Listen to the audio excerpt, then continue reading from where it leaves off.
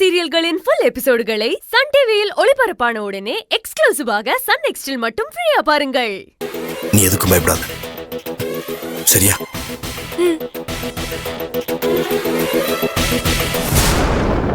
கடவுளே, போலீஸ்காரங்க விட்டு கல்யாணம் தட்டு நிறைய பணம் கொடுப்பாங்கன்னு பார்த்தா உயிரை எடுத்துருவாங்க போல இருக்கே. போயிடுவான். ஐயா, எங்க ஓட பாக்குறேன்? சத்தே இருங்கோ, உமக்கு மந்திரம் சொல்ற வேலை நிறைய இருக்குன்னு. இருக்கணுமா?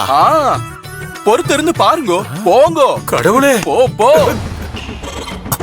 டேய், அண்ணனும் தம்பியும் சேர்ந்து உங்க தங்கச்சியை காப்பாத்திட்டான்னு நினைக்காதீங்க.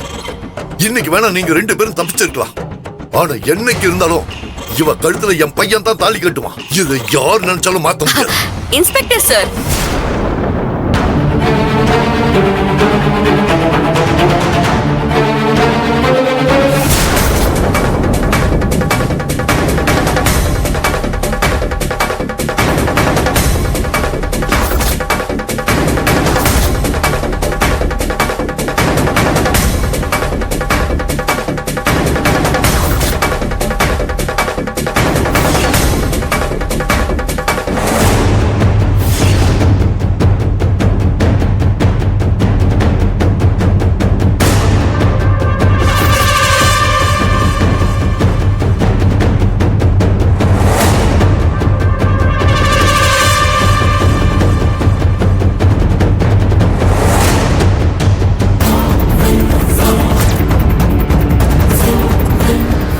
என்னங்க இது அந்த பொண்ணு இல்ல?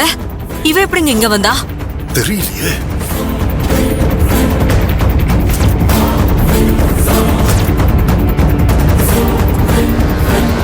என்ன சுந்தர், இந்த பொண்ண ஞாபகம் இருக்கா?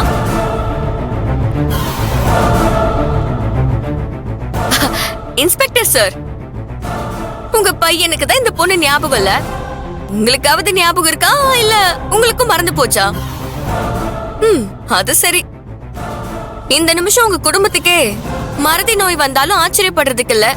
பரவாயில்ல, உங்க எல்லாருக்கும் மறந்து போச்சுன்னா நானே ஞாபகப்படுத்துறேன். இந்த பொண்ணு பேரு திவ்யா. இந்த பொண்ணுதான் கொஞ்ச நாளைக்கு முன்னாடி இவ ஒரு தப்பான பொண்ணுன்னு பொய் கேஸ் போட்டு உள்ள தள்ளினீங்க. ஆனா உண்மை என்னன்னு தெரியுமா? இந்த பொண்ணு இதோ நிக்கிறானே உங்க அருமை மகன், அவனோட முன்னாள் காதலி. அது மட்டும் இல்ல, உங்க வாரிச வயித்துல சுமந்துகிட்டு இருக்க மகராசி.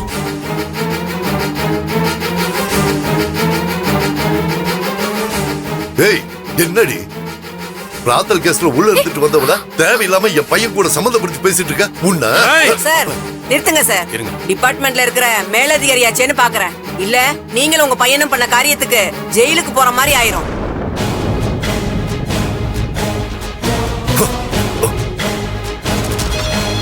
என்ன மிஸ்டர் பிரம்மா, இத்தனை நாள் தான் சட்டமும் அதிகாரமும் உனக்கு தான் சொந்தம்னு மாய பிம்பத்தை உருவாக்கி ஊரே ஏமாத்திக்கிட்டு இருப்ப. இன்னைக்கு பார்த்தல, சட்டம் எப்படி நியாயத்து பக்கம் நல்லா கெத்தா நின்னுகிட்டு இருக்குன்னு. இன்னைக்கு மட்டும் இல்ல, என்னைக்குமே சட்டம் மக்களுக்கானது, நியாயத்துக்கானது. அது மட்டும் இல்ல, எந்த சட்டத்தால நீங்க எங்களை ஒண்ணும் பண்ண முடியாம அடக்கி வச்சிருக்கீங்களோ அதே சட்டத்தோட உதவினால இன்னைக்கு உன் முகத்திரை கிழிச்சிருக்கேன்னு பாத்துக்க. என்னன்னு புரியலையா? எப்பெல்லாம் நாங்க உன்னை பத்தின ஆதாரத்தை சேகரிச்சு வந்து காட்டும் போதெல்லாம் உன் பவரை யூஸ் பண்ணி அது நீ பொய்யாக்கி எல்லாரையும் முட்டாளாக்குனியும் அப்பவே முடிவு பண்ணிட்ட. இனிமே உன்கிட்ட நேரடியா மோதினால வேலைக்கு ஆகாது. உன்னெல்லாம் அசைக்க முடியாத ஆதாரத்தை வச்சுதான் உன் பல்ல புடுங்கணும்னு யோசிச்சு இதோ இவங்க எல்லாரும் தேடி போனேன். இவங்கெல்லாம் யாருன்னு தெரியுமா? திவ்யா மாதிரி ஏமாத்தப்பட்ட பொண்ணுங்களுக்கு போராடி நியாயத்தை வாங்கி கொடுக்கிற மகளிர் சங்க நிர்வாகிங்க. இன்னைக்கு இவங்க திவ்யாக்காக என்ன பண்ணிருக்காங்க தெரியுமா? மேடம், இது என்னன்னு தெரியுமா? திவ்யா வயித்துல வளர குழந்தைக்கு உன் புள்ளதான் அப்பங்கிறதுக்கான DNA ரிப்போர்ட்.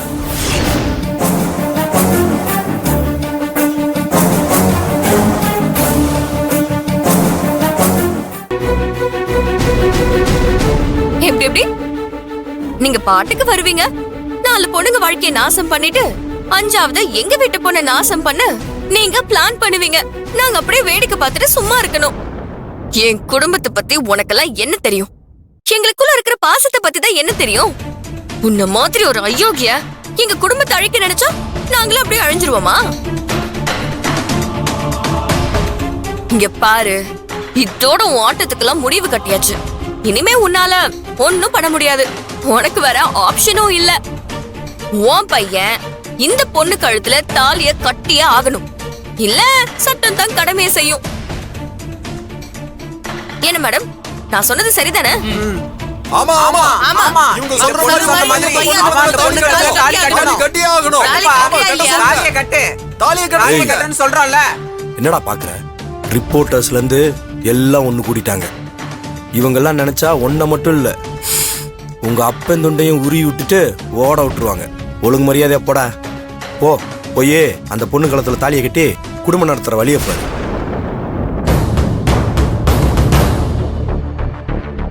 சார், இந்த பொண்ணு சொன்ன மாதிரி உங்க பையனை மனமேடையில உட்கார சொல்றீங்களா இல்ல அரெஸ்ட் பண்ணி ஜீப்ல ஏத்தவா? எது வசதி? என்னங்க என்னங்க இதெல்லாம்? இவங்களா பேசுறத பார்த்தா எனக்கு பயமா இருக்கு. ஏதாவது பண்ணுங்க. என்ன பிரம்மா, இதுக்கு மேலே இப்படியாவது முடிச்சா என்ன அர்த்தம்? உன் பையன் பண்ண கேடுத்தானே இப்ப எல்லாருக்கும் தெரிஞ்சு போச்சு. தான் செஞ்சது தப்புன்னு அந்த பொண்ணு கழுத்துல தாலி கட்ட சொல்லு. பிரம்மா, என்ன யோசிக்கிற? கட்ட சொல்லு. ஆமா, தாலியை தாலியை கட்டியா? கட்ட சொல்லுங்க. சொல்றது காதுல கட்ட சொல்லுங்க. விழல? நாங்க சொல்றது காதுல விளையா? கட்ட சொல்லுங்க. எதுக்காக நின்னுட்டே இருக்கான்? கட்டு. அதான் இவ்வளவு தாலி தாலி கட்டுப்பா. கட்ட சொல்றோம்ல. எதுக்காக அமைதியா தாலி இருக்கிற? கட்டு. மரியாதையா தாலி தாலியை கட்டுறியா இல்லையா நீ? இல்லைன்னா அவ்வளவுதான். தாலி கட்டுப்பா. தாலியை கட்டு.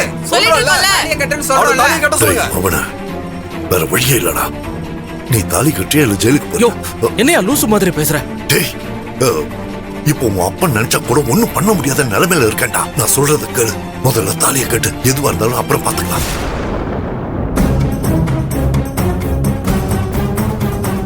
ஆமாடா சுந்தர், நீ தாலி கட்டினாதான் நாம தப்பிக்க முடியும். இல்லைன்னா எங்களையும் தூக்கி உள்ள போட்டுருவாங்க.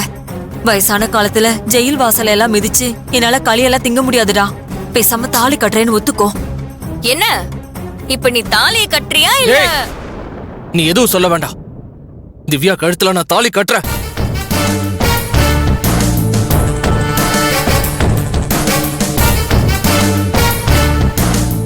அப்புறம் என்ன, மாப்பிள்ளை ரெடி, பொண்ணு ரெடி, எல்லாமே ரெடியா இருக்கு. மாப்பிள்ளைய பிடிச்சு வச்சு தாலி கட்ட வச்சிருவோம். மாப்பிள்ள வாங்க போலாம்.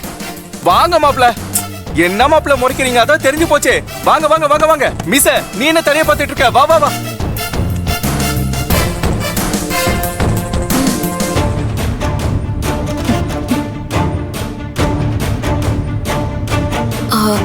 பிரஸ் மேடம், நடக்கிறது ஃபுல்லா கவர் பண்ணி உங்க நியூஸ் சேனல் எல்லாத்துலயுமே அப்டேட் பண்ணிருங்க.